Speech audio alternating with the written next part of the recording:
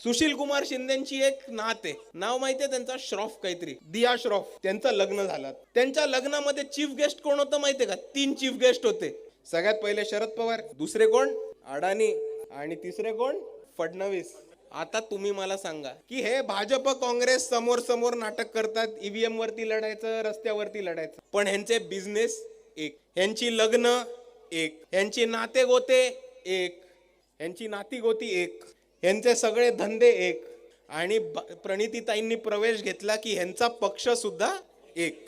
आणि म्हणून आपल्या सर्वांना म्हणतो की काँग्रेसच्या नादाला नका लागू. तुम्ही काँग्रेसला मत दिलं म्हणजेच भाजपला मत दिल्यासारखं होतं. हे मी अख्ख्या महाराष्ट्राच्या काँग्रेस बद्दल बोलत नाही, हे मी फक्त तुमच्या सोलापूर बद्दल बोलतोय. कारण सोलापूरची जी काँग्रेसचे अध्यक्ष आहेत, खासदार आहेत, त्या सरळ सरळ भाजपसाठी काम करतात, हे आता अख्ख्या जगाला कळून चुकले. पण दुसऱ्या बाजूला मित्रांनो, मला जाताना एकच गोष्ट सांगायची आपल्याला,